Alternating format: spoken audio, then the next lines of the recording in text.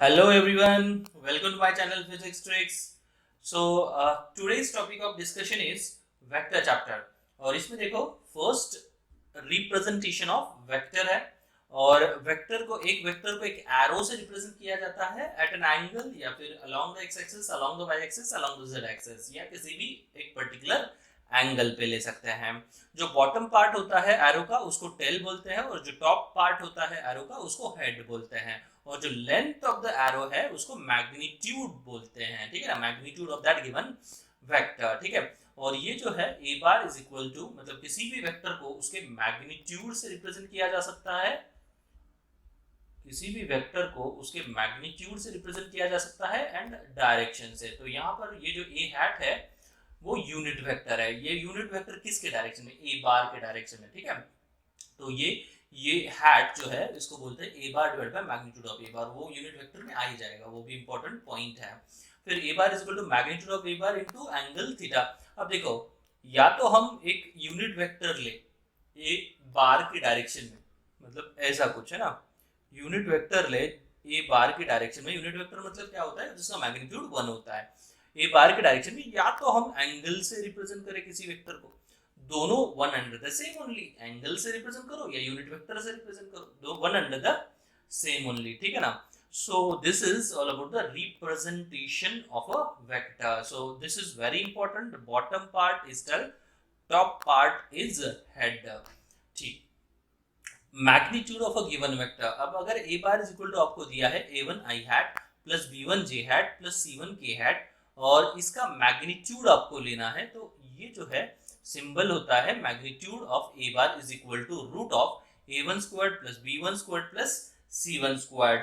और यही मैग्नीट्यूड आप निकाल सकते हो। मतलब जैसे कि अगर मैं एग्जांपल लूं कि A bar is equal to आपको दिया है I hat plus 2j hat plus 3k hat और आपको बोला है फाइंड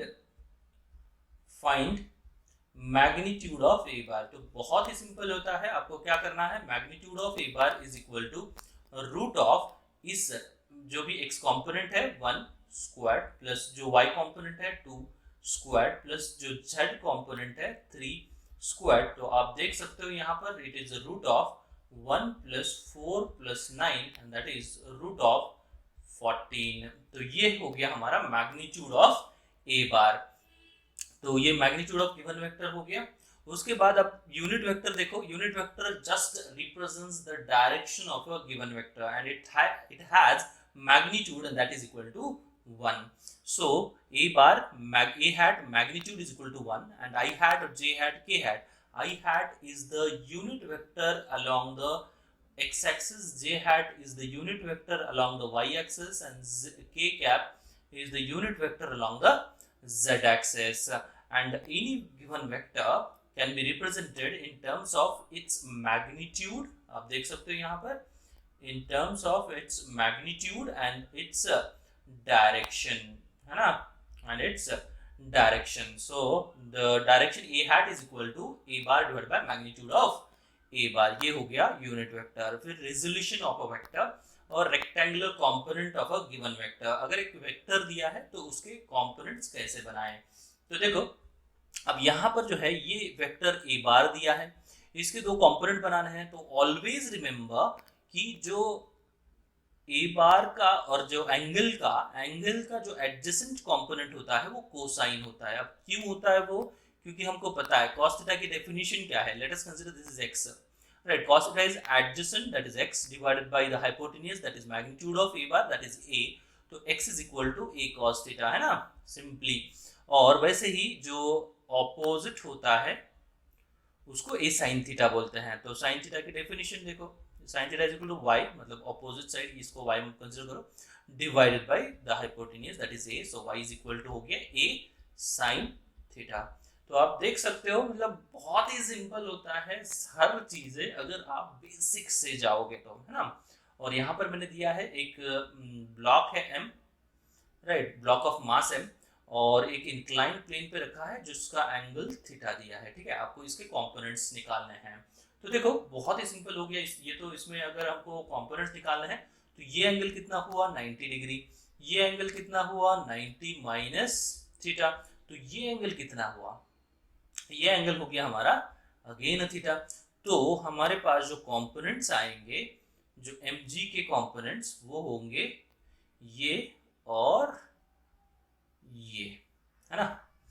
और हमको चाहिए क्या, एंगल्स एडजेसेंट, मतलब ये हो गया mg cos थीटा और ये हो गया एंगल्स ऑपोजिट, तो ये हो गया हमारा mg sin थीटा, और जो ओरिजिनल है वो कितना है, mg है।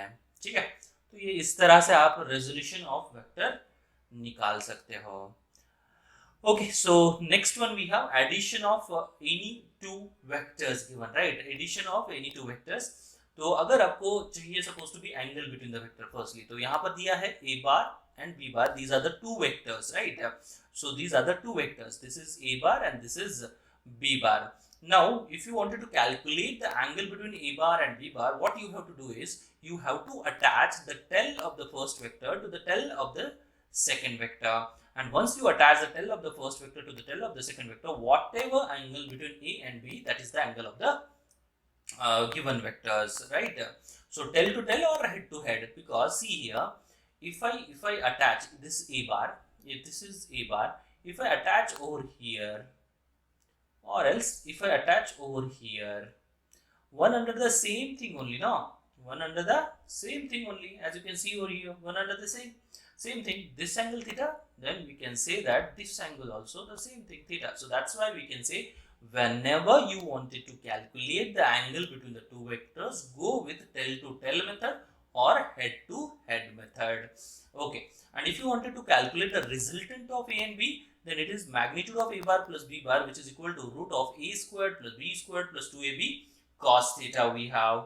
And we want direction suppose to be tan alpha is equal to b sin theta divided by a plus b cos theta. तो देखो यहाँ पर जो रिजल्टेंट होता है, ये रिजल्टेंट आपको अगर इसका मैग्नीट्यूड निकालना है, तो देखो ये साइड कितनी है a plus b cos theta और ये साइड b sin थीटा, इसका अगर स्क्वायर करेंगे मतलब पाइथागोरस थ्योरम से r squared is equal to a plus b cos theta whole square plus b sin theta whole square. तो यहाँ से आपको मिल जाएगा r इज इक्वल टू ये, और आपको डायरेक्शन चाहिए रिजल्टेंट का with respect to a suppose to be. तो आप देखो tan alpha is equal to ये हो गया b sin theta divided by a plus b cos theta, तो ये डायरेक्शन हो गया। तो हम किसी भी वेक्टर को उसके मैग्नीट्यूड एंड डायरेक्शन से रिप्रेजेंट कर सकते हैं। तो ये हो गया हमारा r बार। फिर सिक्स्थ वन लामीज थ्योरम। अब लामीज थ्योरम देखो क्या है, if three coplanar forces acting at a point keeps it in equilibrium, मतलब कोई ऑब्जेक्ट है, राइट, और थ्री कोप्लेनार फोर्सेस है। कोप्लेनार मतलब क्या कि एक ही प्लेन में एक्ट होने वाले, और उस पॉइंट को क्या कर रहा है, इक्विलिब्रियम में रख रहा है, मतलब नेट फोर्स क्या है, जीरो है। Then each force is proportional to the sine of angle between other two forces. Each force मतलब F1 जो प्रोपोर्शनल होगा वो sine of angle between other two forces, मतलब F1 is directly proportional to sine of alpha, F2 is directly proportional to sine of beta, F3 is directly proportional sine of gamma, और F1 divided by sin alpha plus is equal to F2 divided by sin beta, which is equal to F3 by sin gamma is equal to constant, that constant is same। ठीक है, तो आप देख सकते हो यहाँ पर F1 divided by sin alpha, मतलब ये जो स्टेटमेंट है, स्टेटमेंट याद रखनी होगी कि if three coplanar forces acting at a point keeps that point in equilibrium, then each force is proportional to the sine of angle between other two forces। मतलब F1 अगर लिखोगे आप तो क्या लिखोगे, directly proportional to sine alpha, F2 लिखोगे तो directly proportional to sine beta, और F3 लिखोगे तो वो sine of angle between other two forces sine gamma. अब देखो इससे हम लिख सकते हैं F1 by sine alpha is equal to constant, है ना, और इससे लिख सकते हैं F2 by sine beta is equal to constant, और इससे लिख सकते हैं F3 by sine gamma is equal to what, constant, और इस तीनों इक्वेशन से हम लिख सकते हैं F1 by sine alpha is equal to F2 by sine beta is equal to F3 by sine gamma. This is the statement of Lami's theorem. अब इसमें देखो, इसमें कुछ बातें आपको याद रखनी है। Single force can not keep particle in equilibrium, मतलब एक अगर सिंगल फोर्स लोगे तो वो फोर्स कभी भी पार्टिकल को इक्विलिब्रियम में नहीं रख सकता। मतलब कि दूसरा फोर्स एक्ट होना ही चाहिए उसके ऊपर to keep the body is in equilibrium. Minimum number of equal forces required to keep particle in equilibrium is 2. Obviously एक यहाँ से लगाओ एक यहाँ से लगाओ, 2 forces are enough. Minimum number of unequal coplanar forces required is 3. मतलब अगर अनइक्वल है तो 3 फोर्सेस तो लगानी पड़ेगा. और fourth one, minimum number of equal और unequal non coplanar forces required is 4. ठीक है ना. अगर नॉन कोप्लेनर मतलब कि वो एक प्लेन में नहीं है, एक प्लेन में एक फोर्स, दूसरा प्लेन में दूसरा फोर्स, तीसरे प्लेन में तीसरा फोर्स, तो इन तीनों को अगर हमको इक्विलिब्रियम में रखना है तो हमको चौथा फोर्स लगेगा ही. ठीक है, तो ये हो गया हमारा नोट. उसके बाद rectangular component of vector in 3 dimensions. अब इसमें देखो 3 डायमेंशंस मतलब ये जो है आर बार यहाँ पर दिया है from this end of the cube two this and. ठीक है, अब इस आर बार का जो एंगल है with respect to x axis वो है alpha, with respect to y axis वो है beta, and with respect to z axis वो है gamma. Right. So with respect to x axis it is alpha, y beta and z axis gamma. So as we know, for r bar having angle or having a component along x axis, that is adjacent only. So can we write rx bar, that is the component of r bar along x axis, as r bar cos alpha, isn't it? Adjacent, no, r bar cos alpha. Likewise, component of r bar along y axis is ry bar is equal to r cos beta. Likewise, along z axis is r cos gamma. So likewise we have, these are the 3 components in 3 dimensions. Now from this we can conclude that r bar is equal to rx bar plus ry bar plus rz bar. So magnitude of r bar in bracket cos alpha e hat plus cos beta z hat cos gamma k hat. So from this we'll get this, and from this we'll get this, that is cos square alpha plus cos square beta plus cos square gamma is equal to 1. So this cos alpha, cos beta and cos gamma are also called as direction cosines. Direction cosines. Okay now, cos alpha, cos beta and cos gamma. Okay, after this we have product of 2 vectors. तो ये हो गया पहला तो dot product, and next one we have cross product. What is dot product? Dot product gives the result as scalar quantity, that's why it is also called as the scalar product. Cross product gives the result as vector, that's why it is also called as vector product.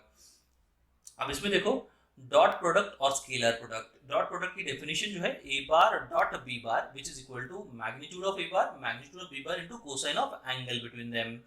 ठीक है, तो अगर मैं बोलूं कि यहाँ पर एक फोर्स है जो कि 10 न्यूटन का है, एक दूसरा फोर्स है जो कि 10 न्यूटन का है, और इसके बिटवीन जो एंगल है 60 डिग्री. तो कैन एनीवन टेल मी कि जो इसका ये अगर a बार मानूं मैं और ये b बार मानूं मैं इसका मैग्नीट्यूड. ठीक है, तो मुझे चाहिए a bar dot b bar. ठीक है, और जिसको भी ये आंसर आएगा, right, those who get the answer they can comment in the comment box. ठीक है, तो जो भी कमेंट करेगा I will reply to that comment. ठीक है, तो देखो a bar dot b bar which is equal to magnitude of a bar into cosine of angle between them. So what are the examples? Work we have, that is force dot displacement. Power we have force dot velocity. Magnetic flux, magnetic field dot area vector. Current density dot product with area vector. Then potential energy, the dipole moment dot with the electric field. Cross product or vector product. A bar cross b bar which is equal to magnitude of a bar into sine of angle between them into n hat. We have torque, linear velocity, angular momentum, force on a charged particle. So these are the cross product examples. और इसमें आपको direction जो है उसके लिए देखो क्या करना होता है. Suppose we have this is a bar and this is b bar and this angle we have is theta, and we want what is called as what is the direction of a bar cross b bar. So what you have to do is use the right hand rule.